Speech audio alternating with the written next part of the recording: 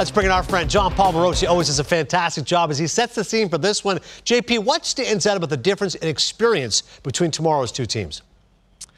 Adnan, good evening. How about this? The 31st postseason start of Justin Verlander's career is the same game as the first start of Logan Gilbert's. Just 30 starts separating them. Certainly two very talented right-handers.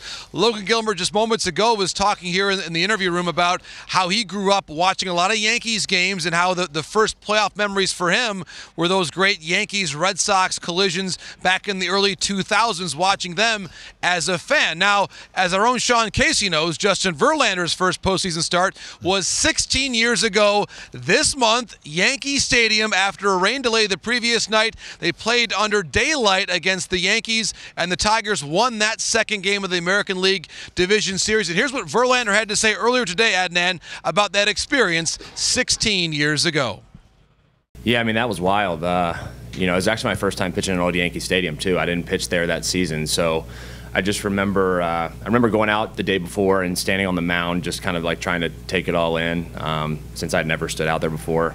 You know, that day was just a whirlwind, to be honest. You know, it's just like so much emotion and stress, and you know, to come out of that victorious as our team won, it was just such a great feeling.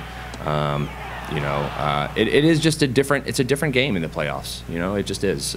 You kind of get in the grind of the regular season, things, you know, you just kind of like on this consistent ride, and then all of a sudden, you know, the playoffs are just a different animal. It's a different game. There's a lot more pressure. And sort of to add, Nat, a couple things to note there. Number one, Sean Casey did bat better than 500 in that World Series. I wanted to make sure I pointed that out. And number two, when you watch Verlander, the delivery is darn near the same. I mean, the mechanics, it all looks the same. That's the longevity, I think, for Justin Verlander all those years ago. Of course, you think about that season I mentioned, Adnan, and what Verlander was able to do. He is now making his 31st start, which is basically a season's worth of work in the postseason alone. His ERA over that time, 3.40. In the most pressurized games a pitcher can pitch in, he's at that point. So Logan Gilbert, by the way, he really has had 4 very good starts against the Astros this year. So certainly the Mariners, even with a first-time starting pitcher, Adnan, bringing a lot of confidence here into Game 1. All I know is Sean Casey went 2 for 4 with an RBI on that game. Everything else you said, I have no idea. All right. In what way is the postseason stage an ideal situation, JP, for Julio Rodriguez? This is a Star is Born moment, isn't it?